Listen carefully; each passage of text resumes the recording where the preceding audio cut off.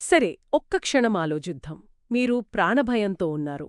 ఒక చీకటి గుహలో దాక్కున్నారు. హ్మ్, మిమ్మల్ని చంపాలని చూస్తున్న మీ బద్ధ శత్రువు ఆ దేశపు రాజు అనుకోకుండా హ్మ్. ఒంటరిగా అదే గుహలోకి వస్తే. అదే నిస్సహాయంగా. అవును. మీ చేతిలో కత్తి ఉంది. కొన్ని అడుగుల దూరంలో అతను. అప్పుడేం చేస్తారు? ఈ పరిస్థితే మన ఈరోజు చర్చకు కేంద్రబిందువు. ఇక్కడ ఇద్దరు వ్యక్తులున్నారు. ఒకరు సౌలు, ఇస్రాయేలును పాలిస్తున్న రాజు, కాని అసూయ, భయంతో నిండిపోయున్నాడు.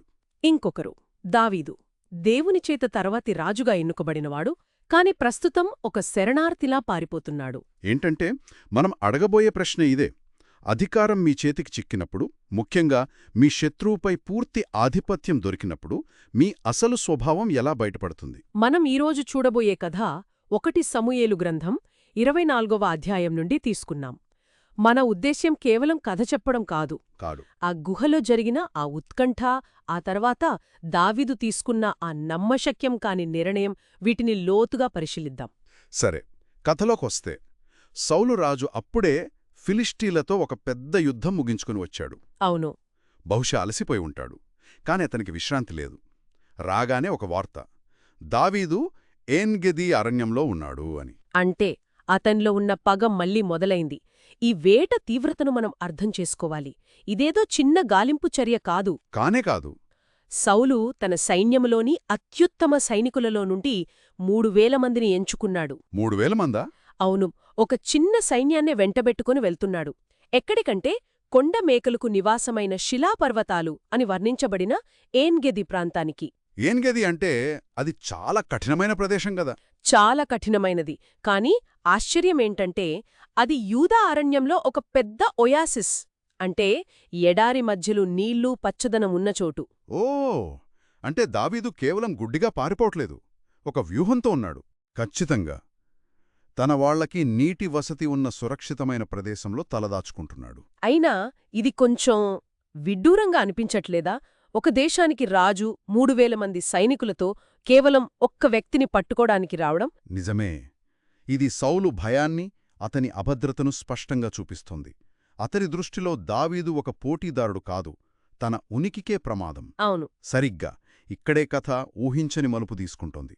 సౌలు తన సైన్యాన్ని కాసేపు ఆపి, తన వ్యక్తిగత అవసరం కోసం దారిపక్కనున్న ఒక గుహలోకి వెళ్లాడు. అతనికి తెలియని విషయమేమిటంటే, అదే, ఆ గుహ లోపల ఆ చీకటి మూలల్లో దావీదు, అతని మనుషులు దాక్కునున్నారు. వామ్మో! ఆ క్షణం ఊహించుకుంటేనే ఒళ్ళు జలధరిస్తుంది. బయట 3000 మంది సైనికులు. లోపల రాజు ఒంటరిగా తన శత్రు దయమీద ఆధారపడున్నాడు. అప్పుడు దావీదు అనుచరుల స్పందన మనం ఊహించొచ్చు. వాళ్లు ఉప్పొంగిపోయారు. అవును, వాళ్లకు దొరికిన అవకాశం అది. దావీదు దగ్గరికి వచ్చి, ఇదే దేవుడు మనకు ఇచ్చిన అవకాశం. నీ శత్రువుని నీ చేతికి అప్పగిస్తాను అని దేవుడు చెప్పిన రోజు ఇదే. ఇక నీ ఇష్టం అని దాదాపు రెచ్చగొత్తారు. ఆ క్షణంలో దావీదుపై ఉన్న ఒత్తిడిని మనం చూడాలి. ఒకటి, అతని అనుచరుల ఒత్తిడి. వాళ్ల దృష్టిలో ఇది దేవుడిచ్చిన స్పష్టమైన సంకేతం. అవును. 2, వ్యక్తిగత ప్రయోజనం. సౌలును చంపితే ఈ అజ్ఞాతవాసం, ఈ ప్రాణభయం అన్నీ ముగిసిపోతాయి.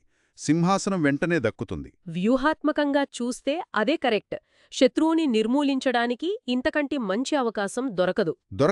కాని ఇక్కడే దావీదు అందరి అంచనాలను తలకిందులు చేశాడు. అతను లేచాడు, సౌలు దగ్గరికి వెళ్లాడు. కాని కత్తి ఎత్తలేదు. చాలా నిశ్శబ్దంగా, సౌలుకు తెలియకుండా అతని పైవస్త్రపు చెంగును కొంచెం కోశాడు. అయితే నన్ను ఆశ్చర్యపరిచింది ఇది కాదు. ఇంకేంటి? ఆ తర్వాత అక్కడేముందంటే, సౌలు పైవస్త్రమును తాను కోసినని దావీదు మనస్సు నొచ్చెను. అంటే ఆ చిన్న పని కూడా అతని మనస్సాక్షిని బాధించింది. అద్భుతం! కేవలం బొట్టముక్క కోసినందుకే అంతగా బాధపడ్డాడు. ఇది ఈ కథలోని అతి ముఖ్యమైన నైతిక కోణం. అవును. అతను తన అనుచరుల దగ్గరికి తిరిగి వచ్చి వాళ్లతో అన్న మాటలు గమనించాలి. అతను యెహోవా చేత అభిషేకించబడినవాడు, నా ప్రభువు మీద నేను చెయ్యి వేయ్యను. అంటే సౌలు మీద గౌరవం కాదు, ఆ పదవి మీద గౌరవం. సరిగ్గా. అప్పటి రాజకీయాలకు ఇది పూర్తిగా విరుద్ధమైన ఆలోచన. అధికారమంటే బలమున్నవాడిదే రాజ్యమనుకునే రోజుల్లో దావీదు ఒక కొత్త సూత్రాన్ని స్థాపిస్తున్నాడు. వ్యక్తి కంటే వ్యవస్థ గొప్పది అని. నిజమే. సౌలు వ్యక్తిగతంగా తప్పులు చేస్తున్నా అతనున్న ఆ పదవికి దైవికమైన హోదా ఉంది. దాన్ని నేను అగౌరవపరచును అంటున్నాడు. తన సొంత మార్గం కంటే దేవుని సమయంపై నమ్మకముంచాడు. కాని ఇది అతని అనుచరులకు ఎలా అనిపించుంటుంది?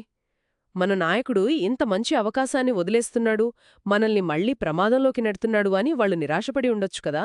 ఖచ్చితంగా. అందుకే దావీదు తర్వాత చేసిన పని అతని నాయకత్వాన్ని చూపిస్తుంది. అతను వాళ్ళను ఒప్పించడమే కాదు. ఆపాడు. అవును. ఈ మాటలు చెప్పి దావీదు తన జనులను అడ్డగించి సౌలు మీదికి పోనీయక వారిని ఆపెను అని ఉంటుంది. అతను తన సూత్రాలకు కట్టుబడి ఉండడమే కాదు, తన వాళ్లను కూడా ఆ మార్గంలో నడిపించాడు. ఆ తర్వాత తనకు ఎంత పెద్ద ప్రమాదం తప్పిందో తెలియకుండానే సౌలు గుహలో నుండి బయటకు వెళ్ళిపోయాడు. సరే, ఇక్కడతో కథ అయిపోవాలి. దావీదు బ్రతికిపోయాడు, అంతా సంతోషం. కాని దావీదు ఊరుకోలేదు. అతను ఎందుకు మళ్లీ తన ప్రాణాలకు తెగించి బయటకొచ్చాడు? ఇది చాలా ఆసక్తికరమైన విషయం. సౌలు కొంత దూరం వెళ్ళింతర్వాత దావీదు కూడా గుహలో నుండి బయటకు వచ్చి, నా ఏలినవాడా రాజా అని సౌలు వెనుక నుండి గట్టిగా కేకవేస్తాడు. దీని వెనుక ఒక స్పష్టమైన ఉద్దేశముంది. దావీదు కేవలం తన ప్రాణాలను కాపాడుకుంటే సరిపోదు, తనపై ఉన్న అపనిందను కూడా తొలగించుకోవాలి. తను రాజద్రోహి కాదని నిరూపించుకోవాలి. అవును. అందుకే అతను బయటకు వచ్చి వెంటనే నేలపై సాష్టాంగపడి సౌలుకు నమస్కారం చేశాడు. రాజుకు ఇవ్వాల్సిన పూర్తి గౌరవాన్ని ఇచ్చాడు. ఆ తర్వాత తన వాదనను చాలా తార్కికంగా విలిపించాడు. తప్పు చెంగును పైకి చూపిస్తూ, అవును, నా తండ్రి, చూడుము, ఈ దినమున యెహోవా నిన్ను గుహలో నా చేతికి అప్పగించాడు, కాని నేను నిన్ను చంపలేదు. కేవలం నీ వస్త్రపు చెంగును మాత్రమే కోశాను. దీన్ని బట్టి నాలో చెడు ఉద్దేశం లేదని అర్థం చేసుకో అని చాలా స్పష్టంగా చెప్పాడు. ఆ వస్త్రపు చెంగును చూపించడమనేది ఆ కాలపు వీడియో ప్రూఫ్ లాంటిది. చూడు, నేను నీకు ఎంత దగ్గరగా వచ్చానో, నిన్ను చంపే శక్తి నాకుందో, కానీ నిన్ను ఏమీ చెయ్యలేదో అని చెప్పడానికి అంతకంటే శక్తివంతమైన సాక్ష్యం లేదు. నిజమే. అది అతని శక్తికి, అతని ఆత్మనిగ్రహానికి ఒకేసారి ప్రతీక. అవును. ఆ తర్వాత అతను వాడిన పోలిక అద్భుతం. ఇంతకీ ఇశ్రాయేలు రాజు ఎవరిని తరుముతున్నాడు? ఒక చచ్చిన కుక్కనా, లేక ఒక మిన్నల్లిని పట్టుకోవడానికా అన్నాడు. మిన్నల్లి అంటే మన పేనులాంటి ఒక చిన్న పురుగు. దాన్ని పట్టుకోడానికి ఒక రాజు ఇంత పెద్ద సైన్యంతో రావాలా అని. తన నిస్సహాయతను చూపిస్తూనే సౌలు చర్య ఎంత అర్ధరహితమో ఎట్టిచూపాడు. సరిగ్గా. చివరగా అతని తీర్పును తన చేతుల్లోకి తీసుకోలేదు. నీకును నాకును మధ్య యెహోవా న్యాయము తీర్చునుగాక అని దేవునికే వదిలేశాడు. పగ తీర్చుకునే అవకాశం ఉన్నా న్యాయం చేసే అధికారం దేవునిదేనని నమ్మాడు. దావీదు మాటలు విన్నాక సౌలు స్పందన చాలా నాటకీయంగా ఉంటుంది. అతను కోపంతో ఊగిపోలేదు. లేదు. బదులుగా, దావీదా, నాయనా, ఈ పలుకు నీదేనా అని బిగ్గరగా ఏడ్చాడు. ఒక గర్విష్టి అయిన రాజు తన శత్రువు ముందు అలా కన్నీళ్లు పెట్టుకోవడం మామూలు విషయం కాదు. దావీదు చర్య, అతని మాటలు సౌలు కఠిన హృదయాన్ని కరిగించేశాయి. అతను కేవలం ఏడవడమే కాదు, బహిరంగంగా పశ్చాత్తాపపడ్డాడు. అవును, నీవు నాకంటే నీతిపరుడవు, నీవు నా అపకారమునకు ఉపకారం చేశావు అన్నాడు. ఇది చాలా గొప్ప క్షణం. తన శత్రువే తనకంటే నీతిమంతుడని, నైతికంగా ఉన్నతుడని రాజు ఒప్పుకుంటున్నాడు. తర్వాత సౌలు అన్న మాటలు ఈ కథకే శిఖరం లాంటివి. నిశ్చయముగా నీవు రాజువగుదువనియూ, ఇశ్రాయేలీల రాజ్యము నీకు స్థిరపరచబడుననియూ నాకు తెలియును అన్నాడు. ఇది చాలా కీలకం. అధికారంలో ఉన్న రాజు తన తర్వాత ఎవరు రాజు అవుతారో అధికారికంగా ప్రకటిస్తున్నాడు. ఇది ఇశ్రాయేలు రాజ్యాధికారం యొక్క బదిలీకి ఒక అనధికారిక అంగీకారం లాంటిది. నిజమే. ఆ తర్వాత సౌలు ఒక కోరిక కోరాడు. దావీదు రాజు అయ్యాక తన సంతానాన్ని చంపవద్దని, తన వంశం పేరును లేకుండా చేయవద్దని ప్రమాణం చేయమన్నాడు. ఎందుకంటే ఆ కాలంలో అది సాధారణం కదా, కొత్తరాజు పాతరాజు కుటుంబాన్ని అవును, నిర్మూలించడం సాధారణం. అలాంటిది జరగకూడదని సౌలు భయపడ్డాడు. దావీదు ఆ ప్రమాణం చేశాడు. అయితే ఇంత భావోద్వేగభరితమైన సయోధ్య తర్వాత కథ ముగింపు కొంచెం వింతగా ఉంటుంది. సౌలు తన రాజభవనానికి వెళ్లాడు, కాని దావీదు మాత్రం తిరిగి తన కోటలాంటి కొండ స్థావరానికే వెళ్లాడు. ఇంత జరిగిన తర్వాత కూడా దావీదు సౌలును ఎందుకు నమ్మలేదు? ఇది దావీదు ఆదర్శవాదే కాని అమాయకుడు కాదని చూపిస్తోంది. సౌలు పశ్చాత్తాపం ఆ క్షణానికి నిజమైనదే కావచ్చు, కాని అతని స్వభావం అస్థిరమైనది. సరిగ్గా. అతనిలో ఉన్న అసూయ అనే సమస్య ఇంకా పోలేదని దావీదుకు తెలుసు. ఒక క్షణంలో ఏడ్చిన మనిషి మరుక్షణంలో మళ్లీ కత్తి దూయగలడని అతనికి తెలుసు. అందుకే భావోద్వేగాలను నమ్మకుండా జాగ్రత్తపడ్డాడు. ఈ మొత్తం కథలుండి మనం గ్రహించాల్సింది ఏమిటి? ఇది కేవలం శత్రువును క్షమించడం గురించి మాత్రమే కాదు. ఇది ఆత్మనిగ్రహం, మనస్సాక్షి మరియు తక్షణ ప్రయోజనం కంటే ఉన్నతమైన సూత్రాలపై విశ్వాసముంచడం గురించి. సౌలును చంపకుండా వదిలేయడం ద్వారా దావీదు రాజుగా తన యోగ్యతను నిరూపించుకున్నాడు. తన నైతిక బలం సైనిక బలం కంటే శక్తివంతమైనదని చూపించాడు. ఇది నిజమైన శక్తి అంటే ఏమిటి అనే ప్రశ్నను కూడా లేవనెత్తుతుంది.